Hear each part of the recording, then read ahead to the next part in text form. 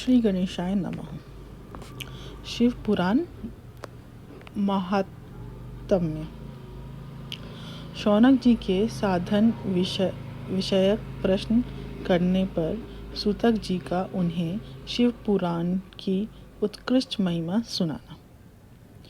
श्री शौनक जी ने पूछा, महाज्ञानी सूतक जी, आप संपूर्ण सिद्धांतों के ज्ञाता हैं। प्रभु, मुझसे पुराणों की कथाओं के सारतत्व का विशेष रूप से वर्णन कीजिए। ज्ञान और वैराग्य सहित भक्ति से प्राप्त होने वाले विवेक की बुद्धि कैसे होती है तथा साधु पुरुष किस प्रकार अपने काम, क्रोध आदि मानसिक विकारों का निवारण करते हैं। इस घोर कलिकाल में जीव प्रायः आसुर स्वभाव के हो गए हैं। उस जीव समुदाय को शुद्ध दैवी संपत्ति से युक्त बनाने के लिए सर्वश्रेष्ठ उपाय क्या है? आप इस समय मुझे ऐसा कोई शाश्वत साधन बताइए जो कल्याणकारी वास्तुओं में भी सबसे उत्कृष्ट एवं परम मंगलकारी हो तथा पवित्र करने वाले उपायों में भी सर्वोत्तम पवित्र कारक उपाय हो। तात वह साधन ऐसा हो जिससे कि अनुष्ठान से शीघ्र ही अंतःकरण की विशेष शुद्धि हो जाए तथा उससे निर्मल चित्त वाले पुरुष को सदा के लिए शिव की प्राप्ति हो जाए। श्री सूतक जी ने कहा, मुनिश्रेष्ठ शौनक, तुम धन्य हो क्योंकि तुम्हारे हृदय में पुराण कथा सुनने का विशेष प्रेम एवं लालसा है। इसलिए मैं शुद्ध बुद्धि से विचार कर तुमसे परम उत्तम शास्त्र का वर्णन करता हूँ। वत्स, वह संपूर्ण शास्त्रों के सिद्धांत से संपन्न भक्ति आदि को बढ़ाने वाला तथा भगवान शिव को संतुष्ट करने वाला है। कानों के लिए रसायन अमृत स्वरूप तथा दिव्य है। तुम उसे श्रवण करो। मुने, वह परम उत्तम शास्त्र है शिव पुराण, जिसका पूर्व काल में भगवान शिव ने ही प्रवचन किया था। यह काल रूपी सर्प से प्राप्त होने वाले महान त्रास का विनाश करने वाला उत्तम साधन है। गुरुदेव व्यास ने संत कुमार मुनि का उपदेश पाकर बड़े आदर से संक्षेप में ही इस पुराण का प्रतिपादन किया है। इस पुराण के प्रणयन का उद्देश्य है कलयुग में उत्पन्न होने वाले मनुष्यों के परम हितकारी साधन। यह पुराण परम उत्तम शास्त्र है।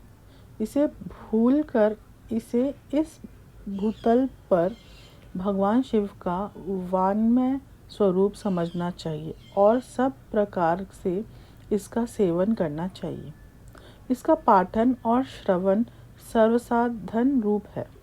इसे शिव भक्ति पाकर श्रेष्ठतम स्थिति में पहुंचा हुआ मनुष्य शीघ्र ही शिव पद को प्राप्त कर लेता है। इसलिए संपूर्ण यत्न करके मनुष्यों ने इस पुराण को पढ़ने की इच्छा की है अथवा इससे अध्ययन को अभीष्ट साधन माना है।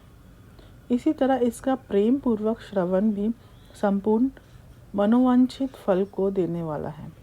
भगवान शिव के इस पुराण को सुनने से मनुष्य सब पापों से मुक्त हो जाता है तथा इस जीवन में बड़े बड़े उत्कृष्ट भोगों का उपभोग करके अंत में शिवलोक को प्राप्त कर लेता है।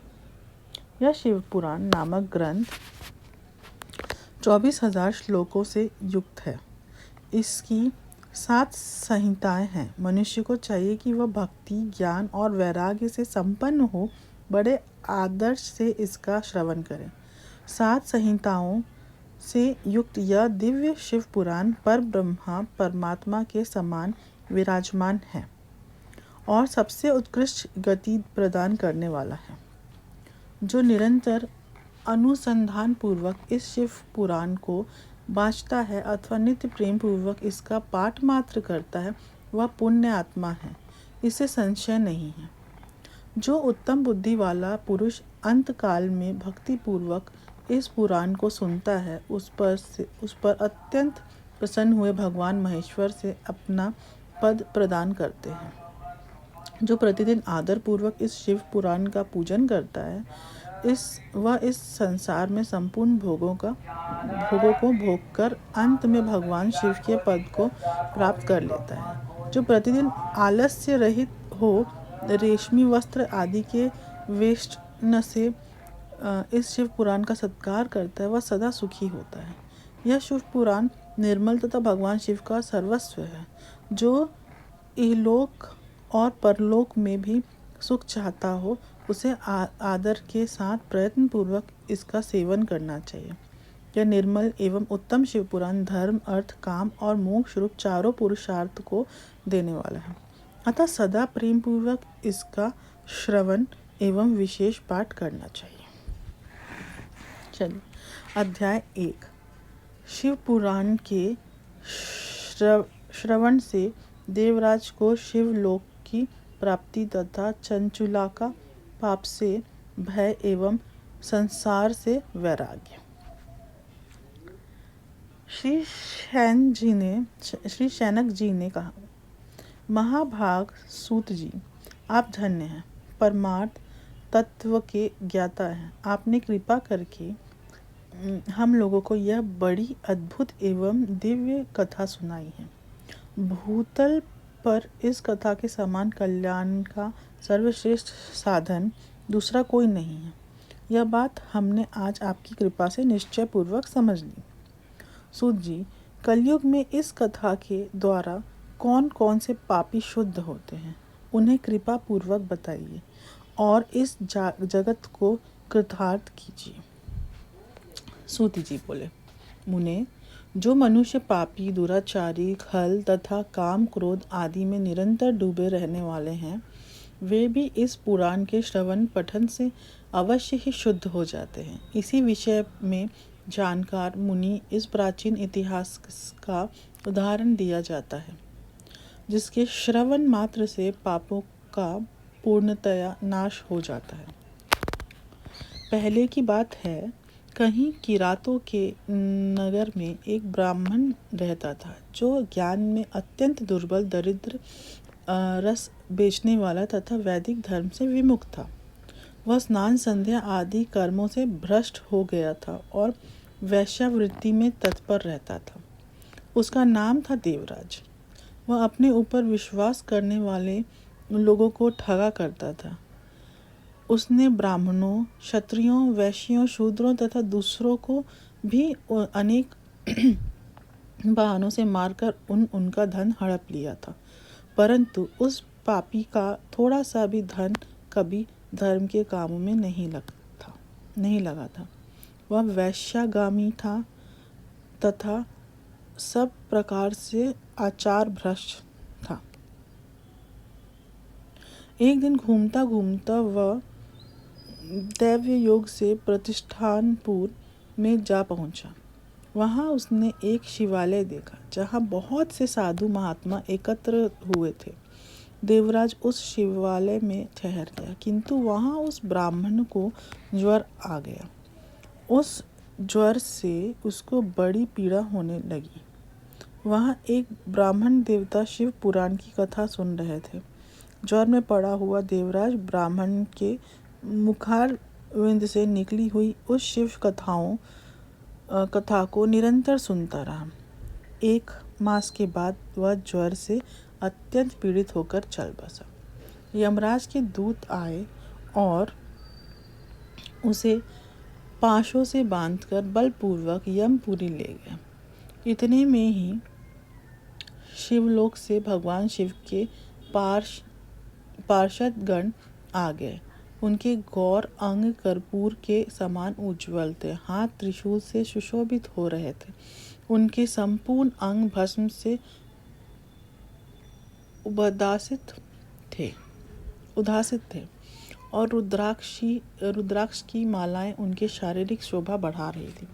वे सब के सब क्रोधपूर्वक यमपुरी में गए और यमराज के दूतों को मार पीट कर बारंबार धमका कर उन्हें दरवाज को उनके चंगुल से छुड़ा लिया और अत्यंत अद्भुत विमान पर बिठाकर वे शिवदूत कैलाश जाने को उद्यत हुए। उस समय यमपुरी में बड़ा भारी कोलाहल मच गया। यह कोलाहल को सुनकर धर्मराज अपने भवन से बाहर आए। साक्षात दूसरे रुद्रों के समान प्रतीत होने वाले उन चारों दूतों को देखकर धर्मज्ञ धर्मराज ने उनका विधिपूर्वक पूजन किया और ज्ञान दृष्टि से देखकर सारा वृत्तांत जान लिया। उन्होंने भय के कारण भगवान शिव के उन महात्मा दूतों से कोई बात नहीं पूछी, उल्टे उन सबकी पूजा एवं प्रार्थना की। तत्पश्चात वे शिवदूत कैलाशों को चले गए और वहां पहुंचकर उन्होंने उस ब्राह्मण को दया सागर सांब शिव के हाथों में दे दिया। शौनक जी ने कहा, महाभाग सूत जी, आप सर्वज्ञ हैं। महामते, आपके कृपा प्रसाद से मैं बारंबार कृतार्थ हुआ। इस इतिहास को सुनकर मेरा मन अत्यंत आनंद में निमग्न हो रहा है। अतः आप भगवान शिव में प्रेम बढ़ाने वाली शिव संबंधिनी दूसरी कथाओं को भी कहिए।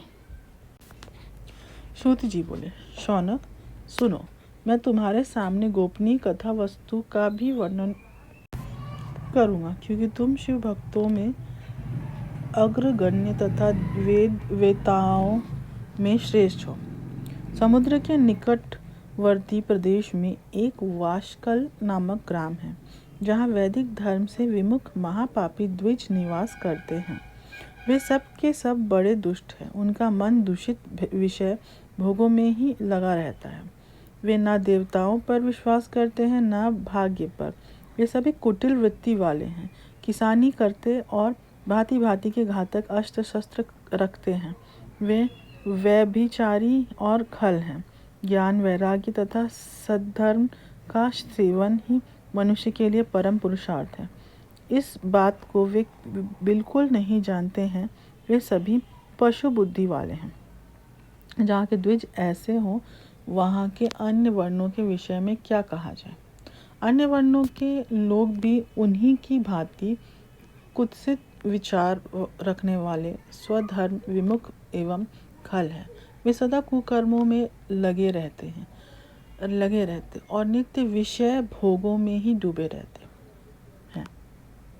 वहाँ की सब स्त्रियां भी कुटिल स्वभाव की, स्वेच्छाचारिणी, पापासक्त, कुत्सित विचार वाली और व्यभिचारिणी हैं।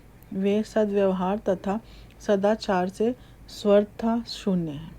इस प्रकार वहाँ दुष्टों का ही निवास है।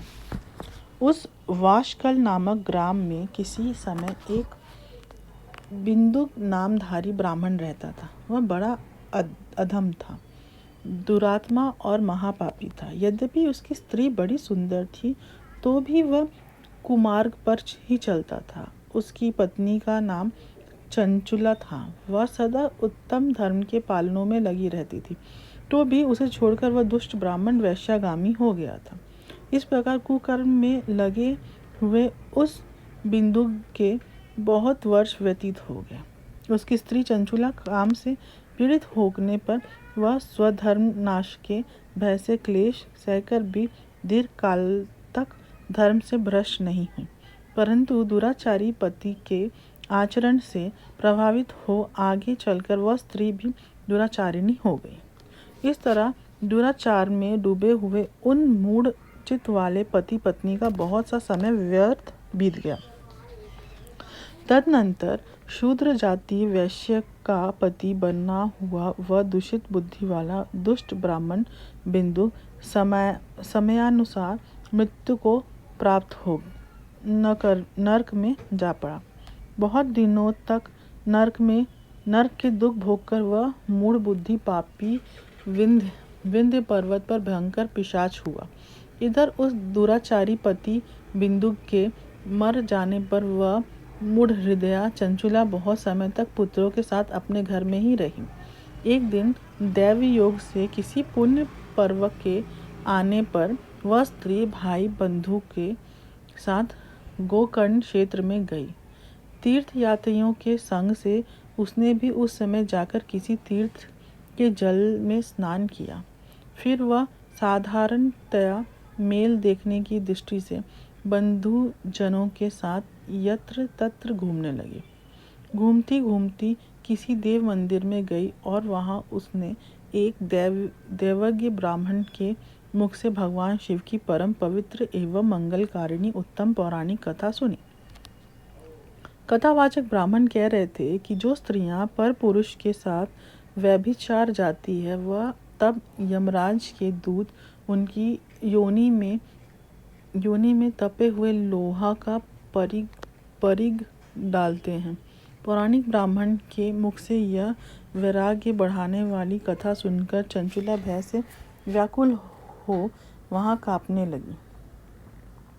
जब कथा समाप्त हुआ और सुनने वाले सब लोग वहां से बाहर चले गए, तब वह भयभीत नारी एकांत में शिव पुराण की कथा बाँचने वाले उन ब्राह्मण देवता से बोली। चंचुला ने कहा, ब्राह्मण, मैं अपने धर्म को नहीं जानती थी, इसलिए मेरे द्वारा बड़ा दुराचार हुआ है। स्वामिन, मेरे ऊपर अनुपम कृपा करके आप मेरा उद्धार कीजिए। आज आपके वैराग्य रस से ओतप्रोत इस प्रवचन को सुनकर मुझे बड़ा भय लग रहा है। मैं कांप उठी और मुझे इस संसार से वैराग्य हो गया है। मुझ मूढ़ चित्त वाली पापनी को धिक्कार है। मैं सर्वथा निंदा के योग्य हूँ। कुत्सित विषयों में मैं फंसी हुई हूँ और अपने धर्म से विमुख हो गई हूँ। हाय, न जाने किस किस घोर कष्टदायक दुर्गति में मुझे पड़ना पड़ेगा और वहाँ कौन बुद्धिमान पुरुष कुमार्ग में मन लगाने वाली मुझ पापिनी का साथ देगा। मृत्यु काल में उन भयंकर यमदूतों को मैं कैसे देखूंगी। जब वे बलपूर्वक मेरे गले में फंदे डालकर मुझे बांधेंगे, तब मैं कैसे धीरज धारण कर सकूंगी। नरक में जब मेरे शरीर के टुकड़े टुकड़े किए जाएंगे, उस समय विशेष दुख देने वाली उस महायातना को मैं वहाँ कैसे सहूँगी।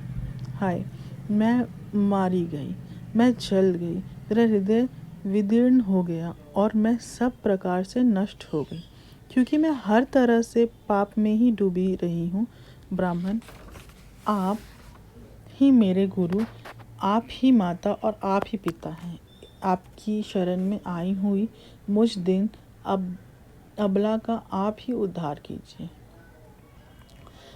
कीजिए। सूत जी कहते हैं, शौनक, इस प्रकार खेद और वैराग्य से युक्त हुई चंचुला ब्राह्मण देवताओं के दोनों चरण में गिर पड़ी। तब उन बुद्धिमान ब्राह्मण ने कृपापूर्वक उसे उठाया और इस प्रकार कहा।